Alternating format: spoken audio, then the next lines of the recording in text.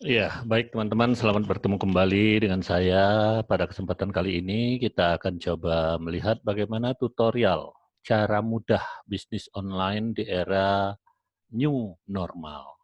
Baik, kita akan mulai namun sebelumnya jangan lupa bantu teman-teman untuk subscribe, like, dan share videonya. Ini untuk peningkatan kualitas video kami di masa yang akan datang. Kita akan mulai. Pada video kami yang lalu sudah juga disampaikan bahwa jumlah penduduk Indonesia terbesar keempat di dunia dengan sekitar 260 juta jiwa atau bahkan sudah bertambah saat ini. Kemudian data statistik di Indonesia menunjukkan bahwa penduduk Indonesia itu didominasi oleh 50% kelompok milenial atau millennial generation. Dan diprediksi 60% pada tahun 2020 ini dan akan meningkat menjadi 75% di tahun 2025. Itu kelompok milenial yang akan ada di dalam masyarakat maupun sebagai pekerja di Indonesia. Jumlah ini ya merupakan peluang yang sangat besar bagi pemasaran atas suatu produk ataupun suatu merek. Begitu juga pada video kami yang lalu sudah juga disampaikan bahwa pengguna internet di Indonesia itu semakin tinggi dan semakin meningkat. Bahkan Indonesia masuk urutan ke-10 terbesar pengguna internet di dunia.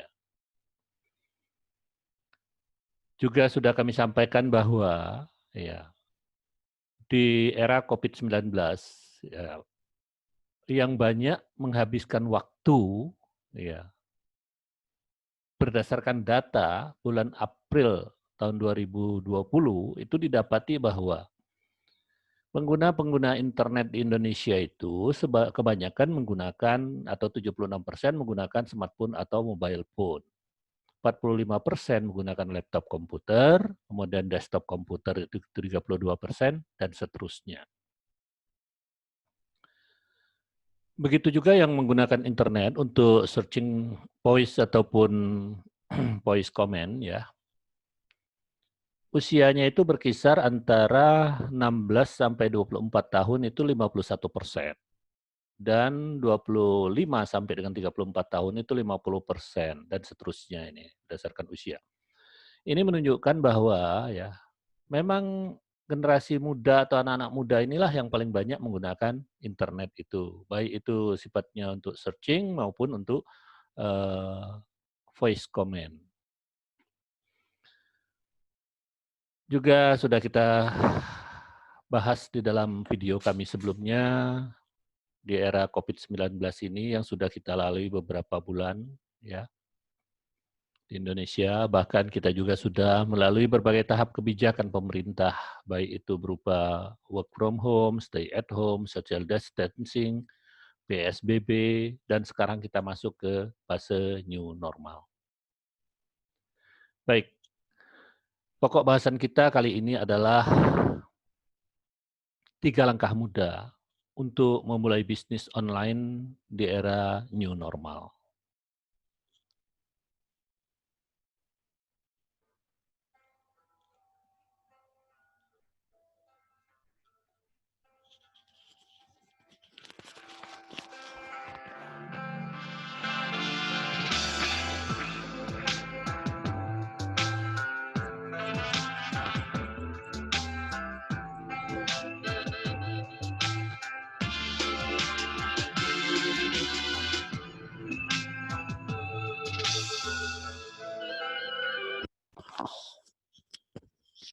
Mudah-mudahan ini dapat membantu bagi teman-teman yang akan ataupun sedang menjalankan bisnis ya di tanah air dalam rangka di era new normal ini. Kita tahu bahwa banyak sudah ya bisnis-bisnis yang kita cobakan selama masa COVID-19, termasuk juga untuk mempertahankan hidup kita supaya bisa survive di era COVID-19 tersebut. Namun pada kesempatan kali ini kita akan melihat bagaimana 3 langkah mudah ya untuk kita bisa berbisnis secara online di era new normal ini. 3 langkah tersebut adalah yang pertama, Anda harus memiliki produk. Yang kedua, Anda harus membuat media untuk bisnis online tersebut, di antaranya website, blog, ataupun media bisnis online lainnya. Yang ketiga, promosikan secara terus-menerus ya, apa yang sudah kita muat di dalam media bisnis online kita atau dalam website kita itu, diupayakan promosi kita juga melalui digital marketing. Oke, baik. Kita akan bahas satu persatu dari 3 langkah tersebut. Langkah pertama, miliki atau buat produk. Artinya memang dalam bisnis online, mau tidak mau kita harus memiliki atau mempunyai produknya. Baik itu produk berupa barang, fisik, ataupun berupa jasa. Nah, produknya juga bisa juga produk itu apakah akan Anda buat sendiri, berarti Anda harus memiliki kemahiran atau kemampuan skill di bidang production ya. Ataukah Anda akan mempergunakan produk orang lain ya. Dalam hal ini yang memproduksi adalah barangkali teman kita atau tetangga kita ya. Kita hanya membantu untuk di pemasarannya saja. Kalau itu produk kita sendiri yang membuat atau keluarga kita sendiri yang membuat ya, maka kita tinggal menetapkan bagaimana nanti harga jual dan sebagainya.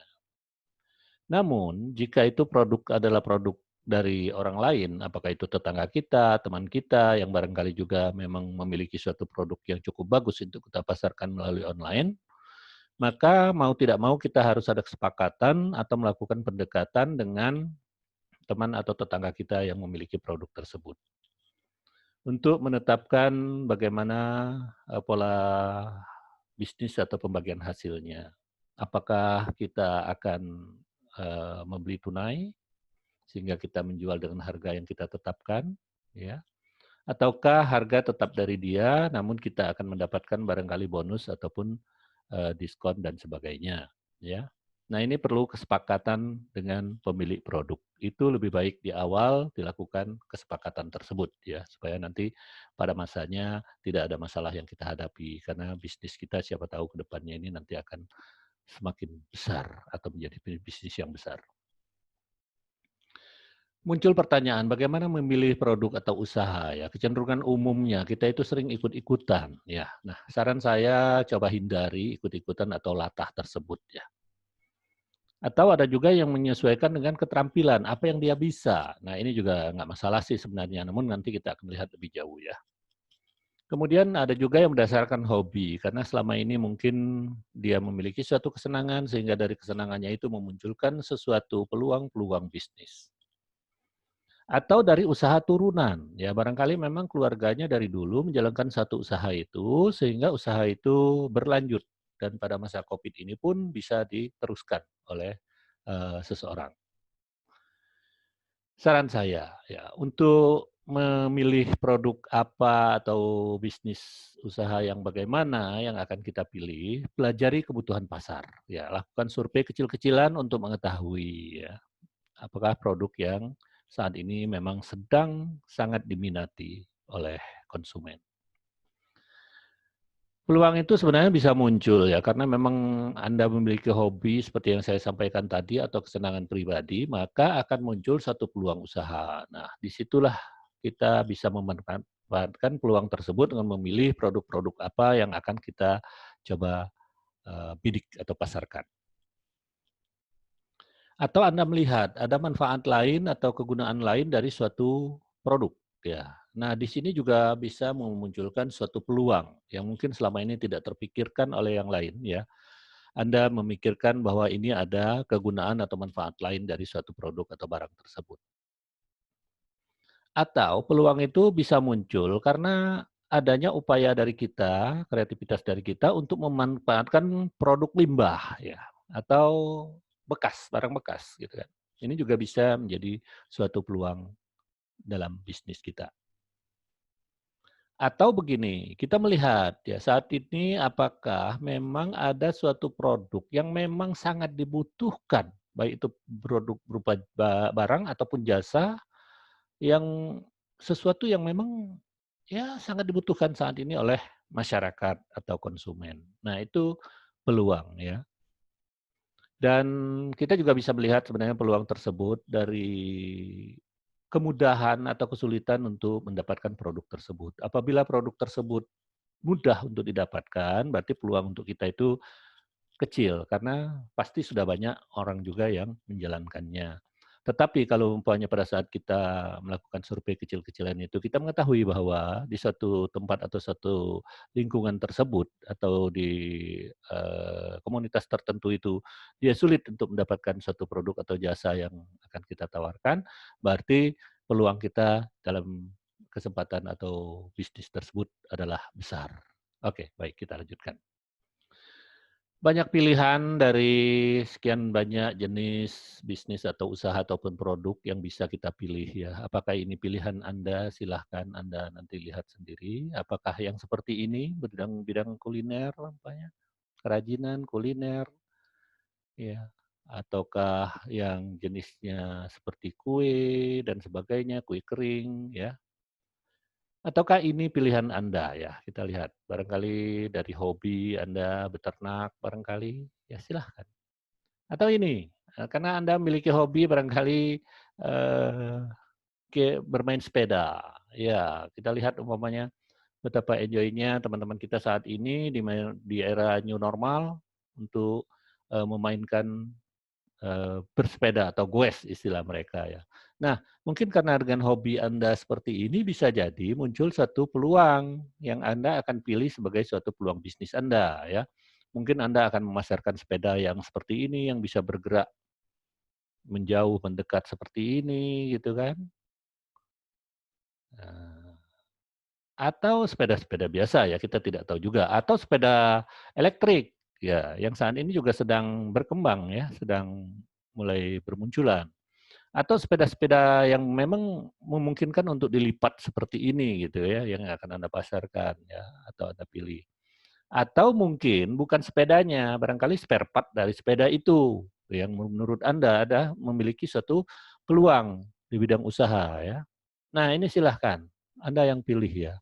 Jadi bisa saja dari suatu hobi yang saya sampaikan tadi itu, ya muncul suatu peluang yang bisa kita manfaatkan untuk menciptakan produk atau memasarkan produk itu sebagai suatu bisnis atau usaha kita. Atau ini, seperti kerajinan seperti ini, kerajinan daerah yang khas gitu kan. Atau inikah pilihan Anda dalam bidang jasa umpamanya kan, jasa delivery dan lain-lain ya, atau finance yang sekarang finance teknologi atau fintech ya, atau finansial teknologi ya. Ini yang saat ini sedang juga berkembang ya, silakan Anda tinggal pilih ya, apakah dalam produk produk berupa jasa ataupun, berupa barang fisik ya, silahkan Anda yang pilih ya.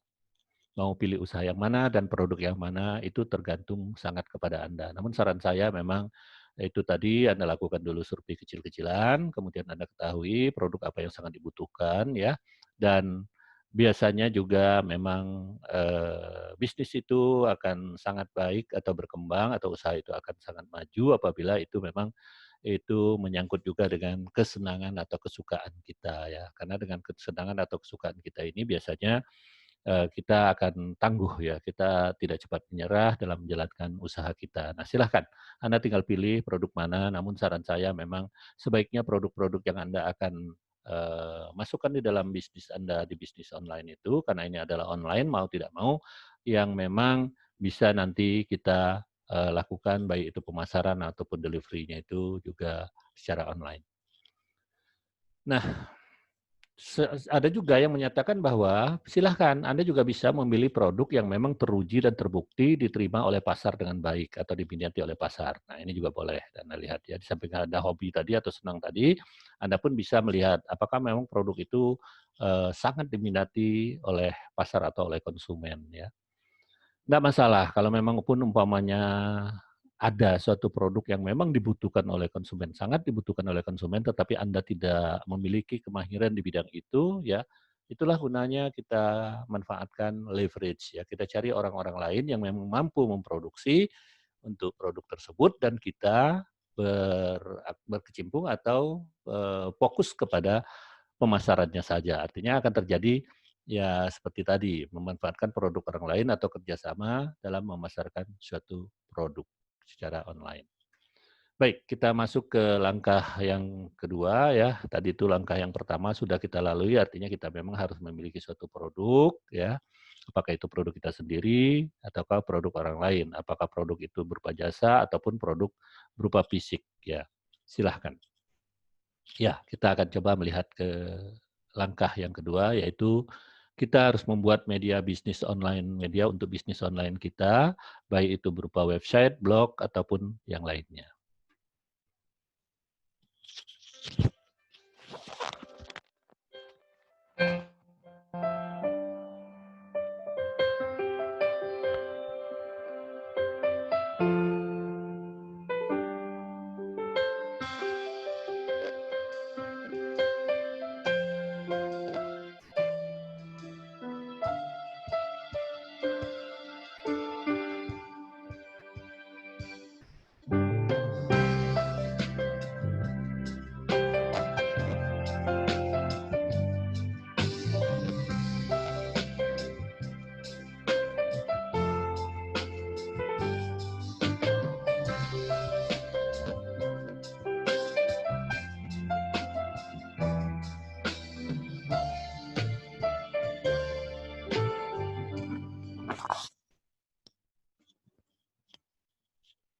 Iya, kita masuki ke langkah yang kedua, yaitu kita harus membuat media untuk bisnis online kita, apakah itu berupa website, ya, blog, atau lain-lainnya. Nah, pada kesempatan kali ini, untuk bisa kita melakukan bisnis online, langkah kedua kita ini yaitu membuat media untuk bisnis online kita. Buatlah, apakah itu berupa website, blog, ataupun aplikasi, kalau memang sudah mampu untuk arah itu, ataukah menggunakan media-media lain seperti WhatsApp, Facebook, dan sebagainya ya, silahkan. Ya. Tapi yang penting ya, kita harus sudah memiliki dulu ya media untuk bisnis online kita itu ya. Kalau saran saya sih bagus juga kalau kita itu sudah memiliki paling tidak ya website ya. Atau minimalnya ya blog lah ya. Baru kita lanjutkan, atau barangkali kita mau pilih YouTube, barangkali silahkan ya. Nah itu silahkan Anda. Namun yang pasti ya, dalam langkah kali ini Anda harus membuat foto-foto dari produk yang akan Anda pasarkan tersebut ya. Kemudian silakan juga alangkah baiknya kalau itu bisa dibuat sebagai suatu brosur atau brosur produk atau katalog gitu ya. Di mana di dalamnya juga Anda uraikan ya keunggulan atau manfaat dari produk Anda tersebut. Juga barangkali juga termasuk harganya ya. Nah, kesemua produk yang Anda miliki tadi itu dimuat pada web atau blog tersebut atau media online yang lainnya yang Anda pilih tersebut. Nah, inilah makanya kita katakan bahwa memang karena dia online, maka basicnya pun harus online. Oke, kita lihat satu persatu. Buat produk Anda, buat foto-foto produk Anda ya, silahkan. Produk Anda tadi apa? Apakah seperti ini gitu kan? Buatlah foto-fotonya yang bagus, ya, yang menarik ya. Karena inilah nanti yang juga akan kita coba pasarkan. Seperti ini yang dibuat oleh salah satu keponakan saya di Cibinong, Bogor. Dia membangun, teras usaha yang dia namakan dengan teras burrito, ya. Alhamdulillah ini sudah jalan ya. Dia membuat seperti ini foto-fotonya, kemudian juga dia cobakan untuk dipasarkan melalui online. Maka alhamdulillah sekarang, bisnisnya sudah mulai berjalan.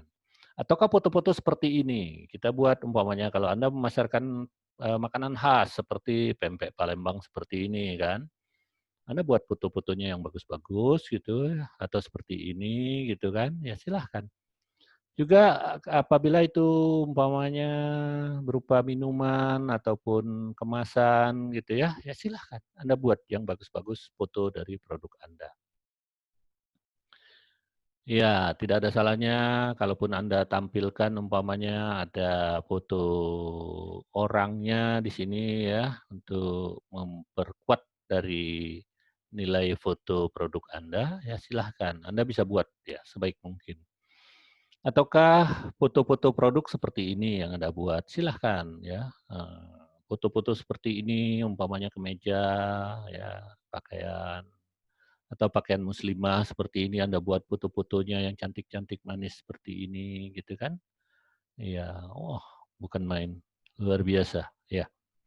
Nah, Anda bisa juga buat foto-foto seperti ini ya, kalau itu dari bahan-bahan batik ataupun kain tertentu. Kemudian setelah itu, setelah foto-foto itu tadi Anda buat, cobalah Anda seperti saya sampaikan tadi, buat brosur ataupun katalog produk yang nanti akan coba kita juga pasarkan secara online melalui website atau blog ataupun media-media online kita lainnya ya.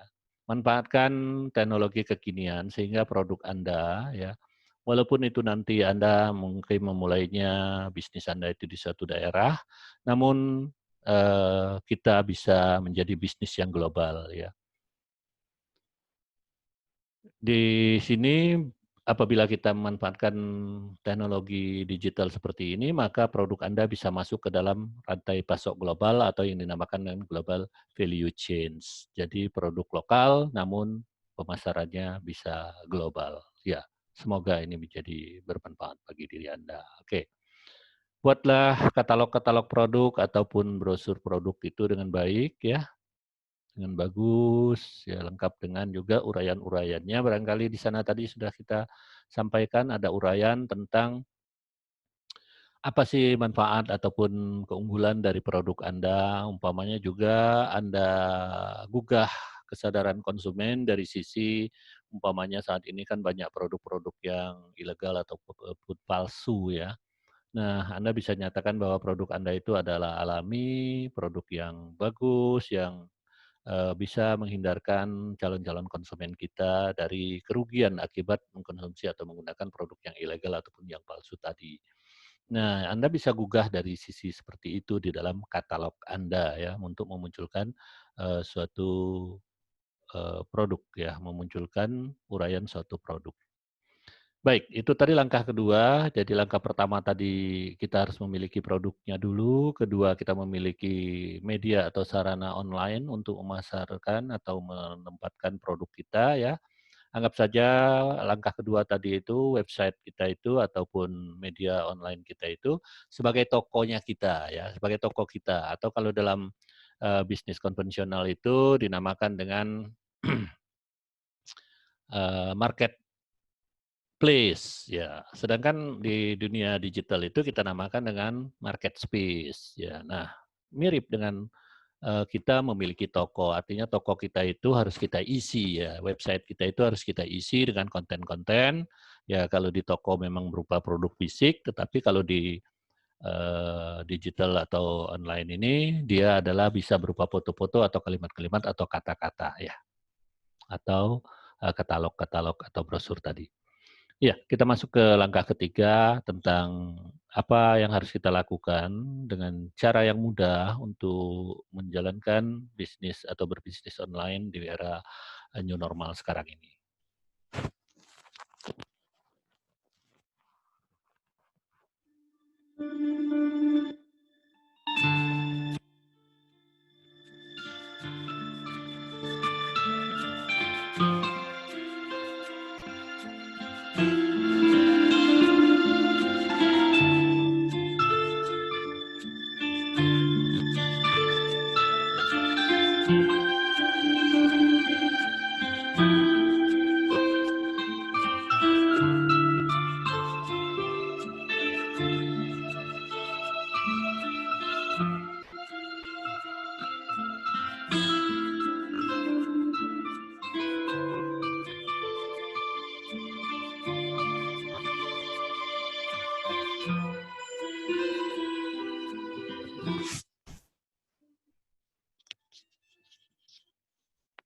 Baik, di langkah ketiga ini adalah ya kita promosikan secara terus-menerus ya produk ataupun link-link yang ada di website ataupun di blog ataupun di media online kita tadi itu ya dengan cara menggunakan digital marketing. Oke, baik. Kita lihat satu persatu ya. Beberapa hal yang perlu kita lakukan dalam hal mempromosikan produk kita melalui digital online ini ya. Yang pertama, promosikan terus-menerus. Baik itu linknya ataupun produk-produk yang sudah kita buat tadi itu ya. Atau kita foto tadi itu. Kemudian juga ya sesering mungkin juga komen pada sharing-sharingan orang lain ya. Contoh seperti ini nih, ini link ini ya, komen kita itu jangan lupa juga dikaitkan dengan tautan atau link dari produk-produk kita yang sudah kita buat, apakah di dalam website tadi, apakah di dalam YouTube dan sebagainya. Nah, link-linknya inilah atau URL-nya inilah yang juga kita tautkan terus ya pada saat kita komen atau kita memposting sesuatu gitu ya. Sering-sering juga kita komen pada sharingan orang lain. Nah, kita lihat di sini ya, umpamanya ini contoh yang kata saya tadi ya, ponakan saya yang di Cibinong Bogor itu membuka teras burrito ya, kemudian dia mencoba memasarkan ini kira-kira melalui apa ini? Oh, melalui WhatsApp ya. Dia pasarkan dan dia informasikan kepada sekian banyak orang yang ada di dalam grupnya ataupun yang dia kenal termasuk saya ya. Kemudian saya menanggapi ya, "Oke, semoga lancar dan sukses selalu," ya. Nah, tanggapan saya ini juga saya kaitkan dengan, kan saya sudah pernah membuat suatu video ya di YouTube. Nah, ini yang kata saya tadi, kita komen, namun di dalam komen kita itu juga coba kaitkan ya, antara produk dia dengan produk kita, ataupun komenan dia dan komenan kita itu dengan keberadaan produk kita atau, link atau URL dari produk kita itu. Nah, ini contoh seperti ini kan.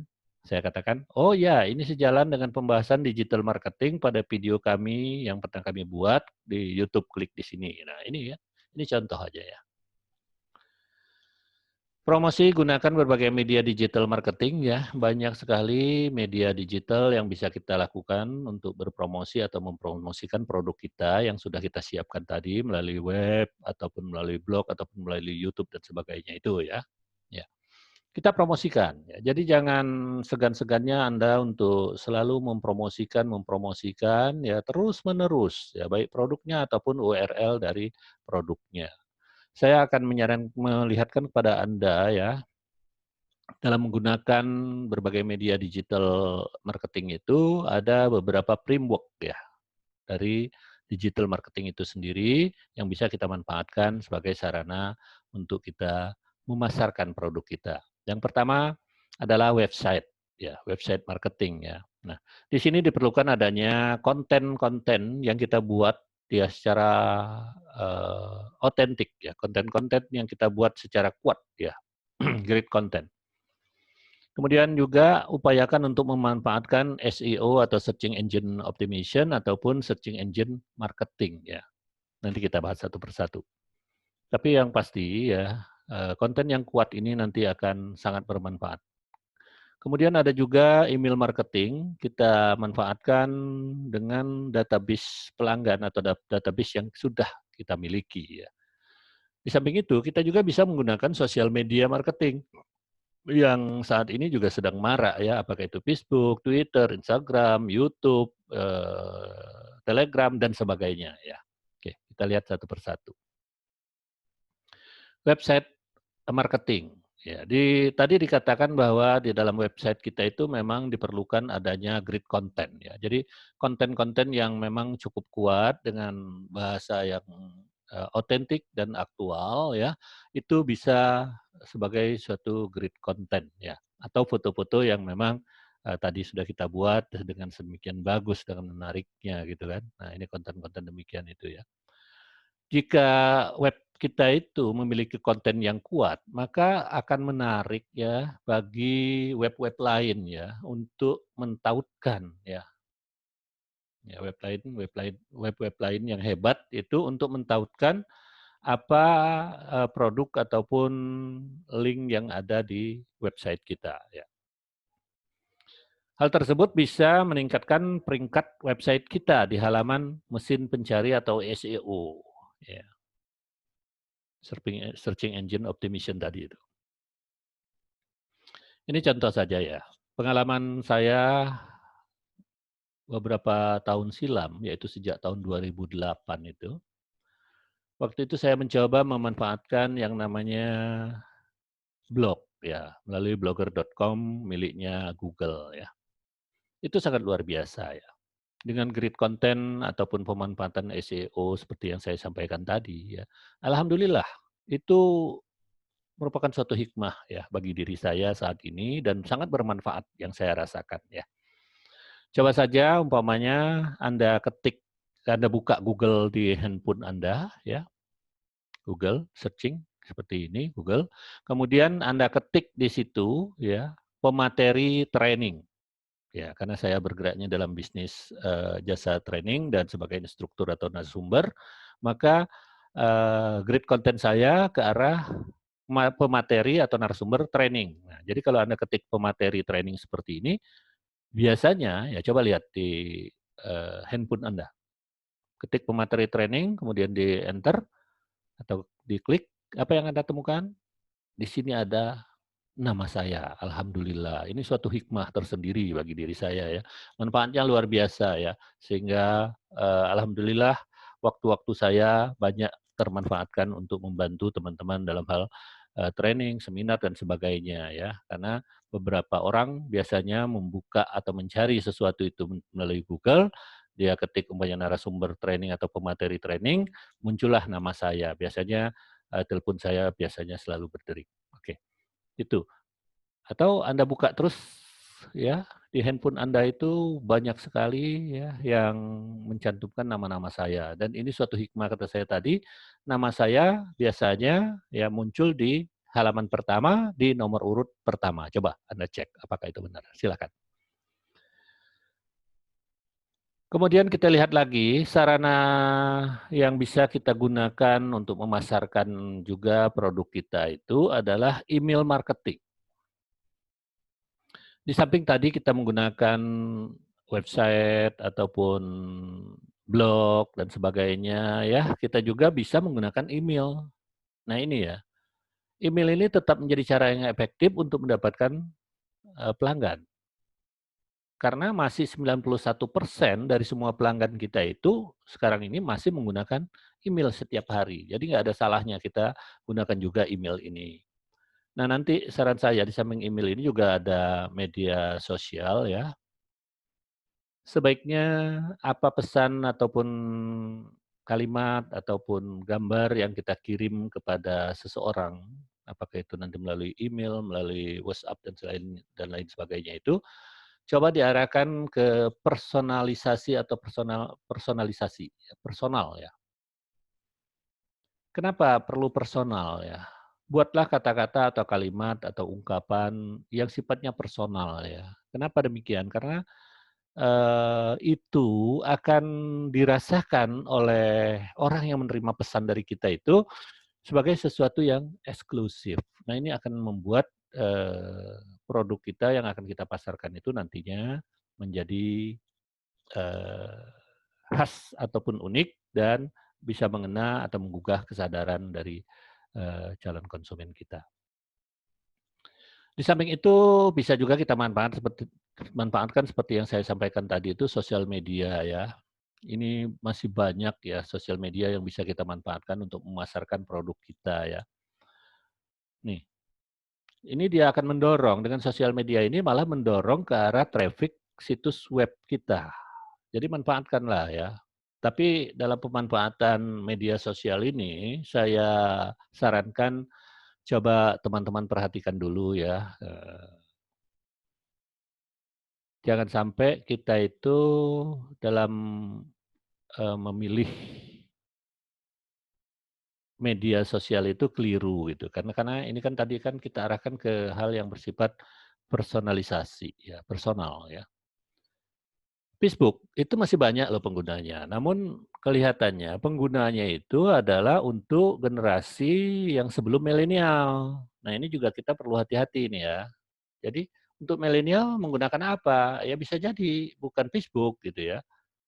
Bisa jadi menggunakan YouTube atau Instagram dan sebagainya ya. Sedangkan LinkedIn atau LinkedIn ini juga bisa kita gunakan ya, tetapi bisa jadi ini kita gunakan untuk menyasar orang-orang yang bersifat profesional, jadi bukan yang bersifat, umum atau massal ya. Nah ini, tolong Anda perhatikan juga ya dalam hal, eee, untuk kita menggunakan digital marketing ini, tadi sudah juga kita bahas bahwa 76% di era Covid ini masyarakat menggunakan smartphone atau handphone. Nah, untuk itu, maka sebaiknya konten kita yang kita buat konten marketing ataupun dan sebagainya tadi itu, ya sebaik mungkin ya dia mobile oriented atau let's go mobile ya. Artinya, ya itu bisa dibuka dari handphone ataupun, smartphone atau dari gadget kita gitu kan. Nah ini ini diupayakan ya seperti itu. Kemudian juga dalam hal kita memasarkan nanti atau mempromosikan produk kita nanti, di sini, sebaiknya Anda incar ya mereka ini di dalam kelompok sosial atau komunitas tertentu ya, yang dinamakan dengan niche market. Jadi bukan secara massal, makanya kata saya tadi itu ya, sifatnya personal gitu kan, individu gitu kan. Atau memang kalau kita tidak secara individu, kita berkelompok, ya lebih baik kelompok sosial atau komunitas itu yang memang sudah spesifik juga gitu ya, yang tertentu juga. Saya ambil contoh ya, di sekarang ini kan kita tahu bahwa masyarakat itu cenderung dia berkelompok-kelompok ya, dia, tergabung di dalam kelompok-kelompok sosial ya. Umpamanya saja di WhatsApp umpamanya ya kan, bisa jadi seseorang itu ikut dalam waktu yang bersamaan, dia ikut dengan sejumlah atau sedemikian banyak kelompok-kelompok sosial atau komunitas ini. Apakah itu dari kelompok grup SMA-nya, grup SD, SMP, atau grup kuliahnya, atau grup, hobi dan grup lain-lainnya, grup bekerja dan sebagainya ya. Nah, kita bisa membidik mereka itu ke yang memang kelompok lebih spesifik lagi atau tertentu tadi atau yang dinamakan dengan niche market atau pasar celah, ya, ceruk, ya. Artinya yang memang mungkin tidak dilakukan oleh orang lain ya. Nah ini sebaiknya ke arah niche market ini ya. Di sini akan ada keuntungan besar bagi kita ya. Kenapa? Karena orang lain mungkin tidak terpikirkan ke situ, kita memikirkan ataupun menyasar di kelompok itu. Contoh, bisa jadi umpamanya kita mau memasarkan produk-produk tadi umpamanya yang berkaitan dengan peralatan traveling ya. Traveling kan banyak jenisnya, apakah traveling ke laut, pantai, ataukah itu ke gunung, ke hutan, dan sebagainya ya. Nah peralatan kita ini peralatan yang mana gitu yang akan kita pasarkan. Umpamanya produk-produk kita itu adalah peralatan untuk traveling atau tur yang bersifat ke dalam laut. Maka kita menyasar atau mengincar konsumen kita, calon konsumen kita itu adalah orang-orang yang memang hobi, apakah itu hobi diving ataupun menyelam ataupun hobi-hobi yang lain yang berkaitan dengan peralatan-peralatan yang digunakan di dalam atau di bawah laut tadi. Nah, inilah. Jadi niche-nya itu di situ itu ya. Celahnya itu di situ. Jadi bukannya bersifat massal tetapi sudah kita arahkan kepada spesifik kelompok sosial tertentu tadi. Itu kira-kira seperti itu. Kemudian konten-konten yang kita sajikan itu sebaiknya otentik ya. Kenapa? Karena masyarakat atau konsumen saat ini itu tidak suka atau tidak tertarik dengan janji-janji. Mereka pengennya sesuatu yang otentik ya, yang apa adanya, yang murni. Bahkan mereka akan lebih senang kalau memang itu menjadikan suatu pengalaman tersendiri baginya dengan pemanfaatan atau menggunakan produk tersebut ya. Buatlah pengalaman dari produk kita itu yang positif bagi calon ataupun konsumen kita. Kenapa demikian? Karena kita tahu dari purchasing habit ataupun dari karakteristik ya masyarakat dominan saat ini ya, mereka itu segala apa yang dia alami biasanya dia akan share. Ya, Anda lihat sendiri ini kan. Dia share pengalaman apa yang dia lalui, apa yang dia temukan, apa yang dia rasakan, itu dia akan share kepada teman-temannya atau di dalam grupnya ya. Dan juga dia biasanya meminta komen atau pendapat dari teman-teman atau anggota grupnya ini.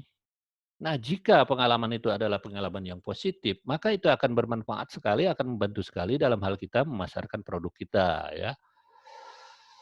Bahkan bisa jadi ya, pengalaman-pengalaman dari konsumen atau calon konsumen kita ini menjadi suatu testimoni yang tersendiri yang akan mendorong nanti terjadinya transaksi-transaksi atau penjualan produk kita. Oke, kita lanjutkan. Kita ketahui juga bahwa konsumen saat ini itu sudah tidak terpengaruh dengan adanya iklan ya. Nah, maka sebaiknya kalaupun memang kita itu memang masih terus harus mengiklankan atau memasarkan produk kita itu melalui iklan ya, gunakan cara soft selling saat kita beriklan itu ya. Apa itu soft selling? Yaitu pemasaran atau penjualan yang kita lakukan dengan cara kita mengangkat suatu eh, konten dari pemasaran kita itu mengangkat tentang keunggulan dari produk kita atau manfaat dari produk kita atau hal-hal yang bersifat menggugah kesadaran dari konsumen atau calon konsumen kita. Ya. Misalkan saja produk kecantikan atau kesehatan dan lain-lain ya. Memang itu produk Anda adalah produk kecantikan atau kesehatan umpamanya kan. Nah, sekarang kita bisa saja menyatakan atau menggugah ya kesadaran dari calon konsumen kita itu dari sisi secara soft selling, yaitu mengemukakan keunggulan dan manfaat dan juga kita juga bisa menyatakan bahwa produk kita ini bersifat alami kata saya tadi ya, sehingga bisa menolong atau membantu calon konsumen kita atau terhindar dari kerugian akibat menggunakan produk-produk yang palsu ataupun produk yang ilegal. Ya. Nah, juga dalam rangka kita memasarkan produk kita secara digital ini, sebaiknya kita juga secara soft selling tadi, juga ya syukur-syukur kalau kita bisa membuat sebagai suatu tutorial. Kenapa? Karena konsumen saat ini itu sangat tertarik dengan yang namanya tutorial, pedoman, panduan, ataupun trik-trik ya. Bukan lagi yang bersifat hard selling yang seperti dulu itu, yaitu pemasaran terdahulu tuh menggunakan hard selling yang biasanya itu terang-terangan meminta kepada calon konsumen untuk segera membeli, segera memiliki dan sebagainya. Nah, itu sudah tidak cocok lagi untuk di masa seperti sekarang ini. Ya. Juga kita perlu menguasai bahasa ya, bahasa mereka ya. Kalau memang saat ini kita lihat dominansi masyarakat ataupun konsumen yang ada di Indonesia ini adalah generasi milenial ya, sebaiknya memang bahasanya bahasa milenial ya. Kenapa kita perlu menguasai bahasa mereka? Ya, karena dengan menguasai bahasa mereka, kita sudah selangkah lebih maju. Ya. Kemudian bisa juga dari melalui bisnis kita online ini ya, kalau memang kita sudah mampu menciptakan web dan sebagainya tadi, ya itu lebih bagus gitu kan. Apalagi kalau kita bisa menggunakan suatu aplikasi tertentu itu akan sangat bagus gitu ya.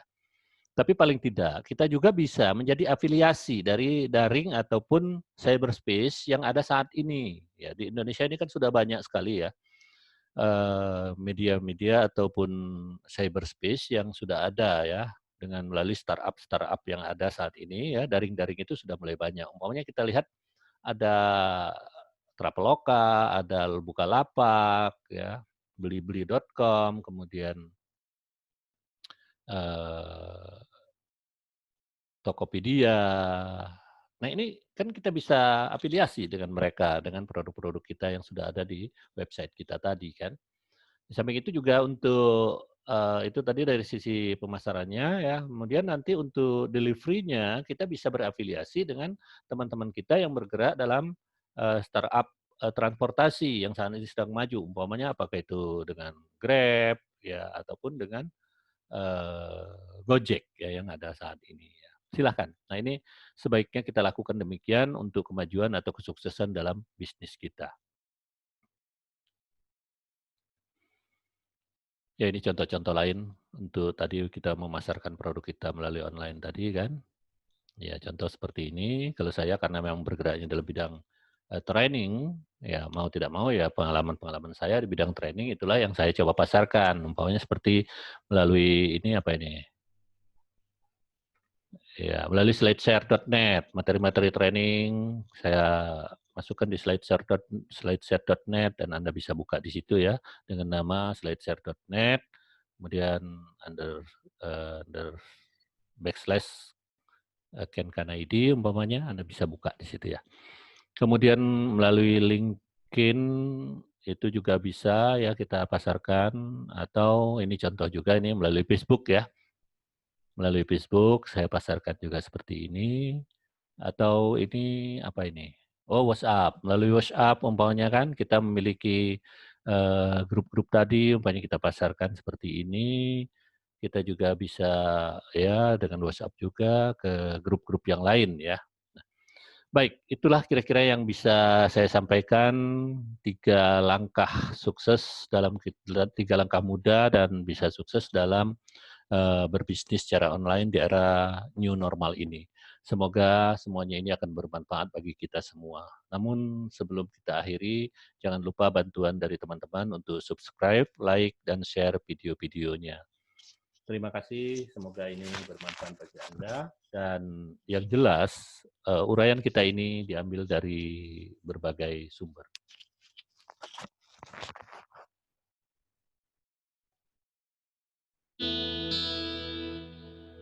Mumpung masih ada kesempatan buat kita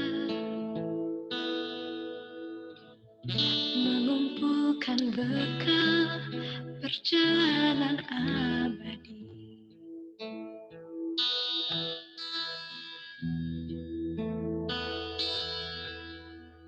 Kita pasti ingat tragedi yang memilukan. Kenapa harus mereka yang terpilih menghadap?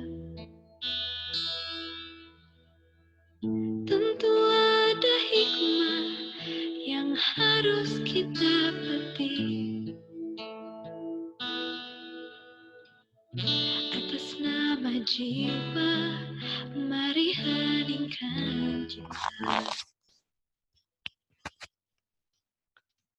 Iya, baik, terima kasih. Semoga bermanfaat bagi kita semua. Dan untuk kesempatan kali ini, saya cukupkan sampai sekian. Saya akhiri dengan wassalamualaikum warahmatullahi wabarakatuh.